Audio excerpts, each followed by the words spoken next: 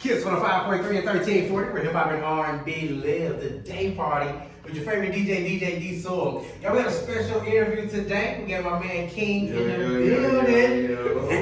What's good, Kyng? What do you do? Man, Kyng, you was telling me what your name actually stands for. It's spelled differently, so let everybody know how it's spelled and what it stands for. So how y'all doing? My name is Kyng, K-Y-N-G. It stands for Keep Yourself Near Greatness.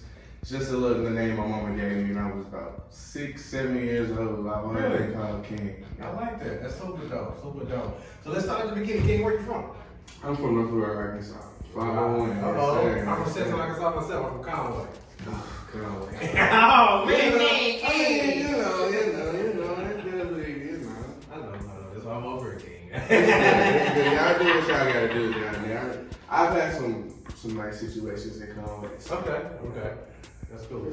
So Kyng, growing up in the Rock, north of the Rock, what were some of your inspirations? What were some local rappers that maybe you listened to when growing up? Really, I wasn't really a local rapper. I wasn't a rapper person, really. I grew up in church, so I listened to a lot of gospel artists. So singing, I started off about 3 years old. Okay. So I started listening to old heads like Donnie McClurkin, you got your Ty Tribbers, crazy runs. Yeah. So most of my sound comes from church, but R&B is what that's what I've been on. When you grew up, and that's really where I get my music and my influence and stuff from. So I would have to say in that field, I listen to a lot of, I would say, underground independent people. So, or people haven't really popped yet how they should, like Vito and Eric Bellinger. I like to listen to a lot of songwriters. I know how they get down. So I rock with that. Yeah. Okay, so grew up in the church, started singing. So who are some of your national influences that you grew up listening to? And tell us about the first time you got into the studio. National influences. I'll have to say like Zacardi Cortez. Okay. He's a phenomenal gospel singer. And Marvin Sapp, all of them who got them nice voices. I got you. But my first time in the studio, my first time in the official studio, I was 16. I was a sophomore in high school, and my cousin has a producer. He's also his cousin, so we're all kind of just musical family. But I went to his studio to see what it was about, just because I've always written songs. I wrote my first song when I was 13. Okay. It was a little rap. When I thought I wanted to be a rapper, it wasn't nothing I would put out right now. But so I was about 16. I went to the studio and I had 2 beats that I had. There's some beats I got off YouTube. I was just playing around, and the first song, it was called Petals. Okay. It's like, just like the petals and gold. And it might be out there somewhere, I don't know what it is. Okay. But that was my first song. I remember when I first went to the studio, I was so nervous. I was like shaking. I was like, ugh. I don't know what I'm about to do in here. I'm scared. I've never done this before. But when I got in there, I just remember it all just went away. It just went away, and the beat came on, I just started singing. And then but it wasn't that song that I really knew that's what I wanted to do or really record. It was actually another song later on called Remedy that I did in 2018. Because that song was probably still maybe one of my biggest songs in Little Rock, if anything. Just because I was kind of real popular in high school, and it was a big one. But that one was like, hey, people really like my music. People really can listen to me, and because I have a thing about listening to myself, I was like, I don't know. Everybody's like that, man. I don't know. Is, bro. But when I dropped that song, that was my first, I feel like, mainstream official single or whatever, and that one did really well. And that's what I wanted to ask you. So is that your first moment that you kind of realized that I'm good? I can be good at this, or people think that I'm good at this? So actually, yes, but no. It was that moment, that song, but later on in the year. I was still in high school, I was a senior when I dropped this song. Okay. And we had this thing called Senior Banquet. I know I sound so young right now, but it's this thing called Senior Banquet, and you go and they give you all these awards for different things, and they call out different people. So it was a best male vocalist, female vocalists. And of course, you had to vote beforehand, and they were passing out ballots and stuff in school. And I didn't really tell anybody to vote for me. I was just like, hey, I'm here, y'all know I be singing a little bit. Y'all feel the need to, go ahead. I wasn't really pressing nobody, so I didn't expect it to happen. So you wasn't walking around with "Vote for Me" shirts? I was not. I didn't want to pass out cupcakes. I mean, it was people doing all of that. I wasn't on none of that. But that night, I remember I had on this fly black jacket. Yeah. And I went in there and they said the winner for Best Male Vocalist is Curtis. My name is Curtis. Curtis. And the whole building just went crazy. I felt like I got a Grammy. And I was just like, me? And I got up and I just remember just throwing my hands up. But, and it was, I think that was the moment I was like, okay, I can do this. Let me keep doing this. You know what I mean? So that was that. Okay, so Kyng, tell us about your first project. How many projects have you had out? The first one that you put out? Oh, I've had, technically I've had 2 EPs. Okay. And an album. Out. My first one was back in 2018. It was just a bunch of, it's about 5 songs I did with my cousin. Her name's Deja. She always held me down. So I wrote a lot of my songs with her. She actually had a song there with me, but she hates it, so I'm not gonna talk about it. But did you like it? Was it good? It was good to me. It had that first song, Petals, and Remedy, and it had some other little joints on there. I don't know if it's still out right now. I know that the second EP is out. I don't think I renewed the first one just because it was so young. I was just like, wanted to move on. I didn't really want it to be out there. But what's out is my EP Euphoria. Okay. That has some real nice stuff. One of my biggest songs, Baddie, is on that one. Okay. That one is still my biggest song, still my top played song to this day. Then I have my album called Maximus. Okay. That came out is it 2021?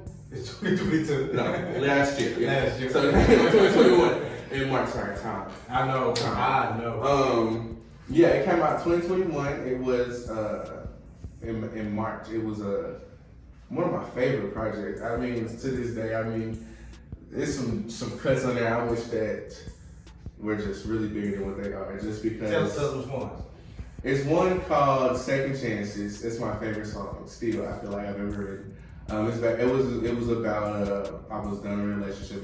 I'm out of second chances, but it was just the way that composition. Because I compose my stuff. I feel like I take my time, and I don't. That's a lot of things. That's one thing that I feel like some people can see as a hindrance, but I don't really see it that way. It's taking your time and not dropping. Because I don't really do that. I drop when I feel like the time is right. You know, I like that. And so. With that song, I just feel like that was just the one I was really in on. That one, the Fields remix, I performed that one at the Summer Jam the other day. That one is pretty big, but I still feel like that one could have really went there. Keep pushing them. But I'm pushing them. Yeah, I'm about to say. They pushing. Because you still growing, you still doing something. There's no people that haven't heard the song. It's not even the beginning. It's It's like the prelude, you know what I mean? That's what I want to hear. Yeah. But yeah, so that album's called Maximus. It came out last year. And I'm working on my second album. It should be out this year. I've been telling people this album's coming out for a while. I promise y'all, it will be out before the year is over. I'm trying to do it in September. But we'll see what happens with that. Anything special for the release that you're thinking of, or? I do have some things planned, but I can't really say them. Yeah. But I do have some things planned for that release. Definitely a lot of videos. I know that's one thing people have been missing from me is videos. So a lot of videos with that coming. So yeah, look out for that. That's coming for sure. Kyng, how would you describe your style to anybody that's never heard you before? I would say I'm an R&B guy who got a few bars. Okay. You know what I mean? That's because I'm not gonna say I'm a rapper. Yeah. I don't want to be a rapper, But when I feel like I want to throw a little hot 16 on there, I might do that, you know. So especially with this upcoming album, I did rap a little bit more than I said that I normally would in the past. But just because I was in a different space, this album was about just life lessons and learning life. And a lot of times when you're dealing with real stuff, sometimes you can't really sing that. You gotta, you know, it's a little bit more aggressive. And so this album is definitely different from my first one. I must say that. But with that being said, it was all recorded. Most of it was recorded at my studio. At the Creative Space. That's the name of my new studio. I like that. It's in Farmington. It is called the Creative Space. It is a content creation studio, so it's not just recording. I like that. What all you do there? We do vocal recording, music production. We do photography, videography, graphic design. So we do flyers, invitations, whatever. We do basically anything a person can need. Video editing, so you're a YouTuber. I like that. All that good stuff. We're really gonna start the big grand opening and stuff here in a few weeks. When the town starts to get back jumping again a little bit. So I had to say that before I forgot. Yeah. Not only the singing, you got her hustling too. Yeah, I like that. Entrepreneur. I like that. Yeah. Straight up. So Kyng, what's the plans for this year? You got the album that you're working on. You're working on a big release. Any singles that's getting ready to drop? Any videos we need to be worried about? Looking forward to? Yes. Tell us about it. So I did drop the single 2 weeks ago for Summer Jam and for just you guys. I was actually in, the reason I dropped the single, I was in the hospital. I didn't tell anybody this, but the 2 days before Summer Jam, I was in the hospital with minor facial paralysis. My face was literally drooping on the side. I thought I was gonna have to call one of y'all and let y'all know I can't perform, and I was gonna be so devastated because it's gonna be another time where I can't perform. And that was really gonna do it for me. But it cleared up literally within that day, and I was just like, I can't No way. I can't. I swear, I will show you the papers. Oh my God. Hospital papers. It says minor facial paralysis. Literally, and you see the picture, like it looked like I was having a stroke. I thought I was having a stroke. But so that same night, I got out of the hospital. I said, you know what? I'm gonna drop a song. And so that's what I did. I dropped "Say My Name." So that's that song. It came out a couple weeks ago, and that's the one I'm pushing right now. But before the album comes out, I think I have 1 or 2. I think I'm gonna drop with videos. Before the album comes out. 1 or 2. So don't hold me to it. Okay. We looking for them. They're coming. Okay. They're coming for sure. Kyng, I got a couple more questions for you. So how long you been doing music right now? As far as recording goes, since I was 16, I'm 21 for 5 years. 5 years. 5 years officially, but I've been writing since I was 13 and singing in church since I was 3. Music is in my blood, it's in my family, it's what I know. I'm working with it. In this 5-year journey, what is one of the worst things that you've had to deal with in this musical journey? Ooh, the worst thing? Honestly, it's lack of family support. And not necessarily all my family, and I'm not necessarily saying anything about anybody if anybody sees this. I'm just saying, when your people want you to be realistic, and they want you to go to school and do things, and so when I'm making my music, sometimes I get discouraged when I want to show it to my family or show it to some people, but I know they're just gonna be like, oh, that's nice. But not really understand this is bigger than that, So that can be kind of discouraging, but that's probably the only thing, because other things I feel like are just, come with it, I think that's right. And the thing about that, Kyng, some people just have to see that. That's what I know. They see you on stage, they see people rocking with you, they see people singing the songs, then it makes sense. I'll put this out there because I'm sure he won't mind me saying this. my older brother, I was at his house about a week or two ago, and I showed him my album, my new album, and he listened to it all the way through. And this is the first time he actually sat through and just listened to my music. And when he got done with that, he was so like shook. He didn't even understand. Like he literally told me, he said, "I didn't get it. I didn't understand before. Sometimes it takes that. I did not, but this quality, this production, this is what you're supposed to be doing." So when he told me that, I was just like, told you. Yeah. That's cool. That's cool. For sure. The other end of that 5-year journey, what has been the highlight? Off the top of your head, the best moment you can think of right now in this musical journey so far? Man, just the fact that people play my music, the fact that people don't have to do that. I've gotten DMs, can I use your song for a YouTube intro? Can I, people hit me up just to do remixes or just to send me beats or, I reached out to a producer that I got a beat from, and I showed him the song. I had recorded it because he had already sent me the beat at one point, but I just needed some tweaks. Yeah. And so I had recorded the song, so I sent him the song, and he just like completely took the beat down from all of his beat pages and all of his, he said, "Oh, this is your beat." I like that. And and so stuff like that really does, that they really make my day. Yeah, let you know you're kind of in the industry. I'm in there. And even people like I've gotten, I don't know if I'll call it co-sign, but I've gotten looks, I guess, from some people out there. I've talked to Tank. Yeah. I've talked to Legacy. Yeah. A couple people out there, have seen me know that this is something I want to do. That's cool. And that's where it starts. You know what I'm saying? 1, then goes to 2, then 4. You know what I'm saying? Just go from there. And one other thing I would say too that I feel like is different or is different with me, as far as singing goes, that I'm classically trained. And really? So, yes, I've been studying music like classical. I sing, Mozart, and I sing all types of stuff. In high school, you were doing that?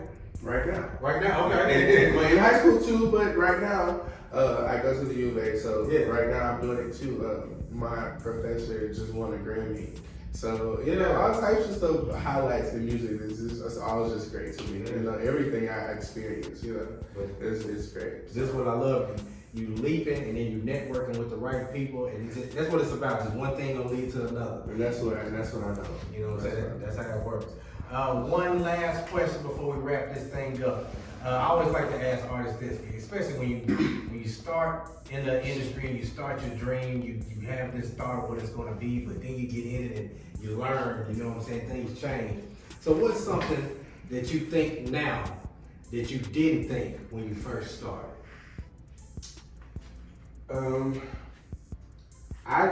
Something that I think now, I think that music is personal. It's for you. I used to make music for people to like it. I used to make, when I was first making music, I was trying to listen for stuff on the radio and trying to copy off of people and mimic them in ways or whatever that I would see as popular, so I could just blow up. I know they like this, so. But now, and I know it's only been 5 years, but even now, I just know that put out what you love, put out what you take your time on, put out what makes you happy, and the people will catch on. They'll gravitate to you. They will. And I say that because I've released things. Like I said, Batty is still my highest stream song. That came out in 2018. It's 2022. Yeah. And song is like at 300,000 streams. and I know that sounds like a little bit, but to me that's crazy. Hey, that's a lot. So, yeah. I feel like that's what I think. That's what I've kind of carried with me. I'm rocking with that. It's something important that you noticed early. And it's just even about mimicking sounds. By the time you trying to catch somebody else's sound, the sound it's just gone. You know what I'm saying? So why not create the next sound? Yeah. Yeah, so that's what I'm trying to be on. I'm trying to just do what I know, do me, and it's gonna show in this album. It definitely will. I love it. Introduce this single before you get out of here, Kyng, and let everybody know about your social media so they can get in touch with you. And check out your music. Follow me on Instagram at He Is Kyng. That's really the only thing I'm on. I need to get on everything else. Oh, TikTok too. And He Is Kyng 1. So He Is Kyng 1 on TikTok and He Is Kyng on Instagram. Follow both of those. Yeah. But without further ado, this is my new single, Say My Name. Hope y'all enjoy it. Let's get to it. Right here on Kiss 105.3, 1340.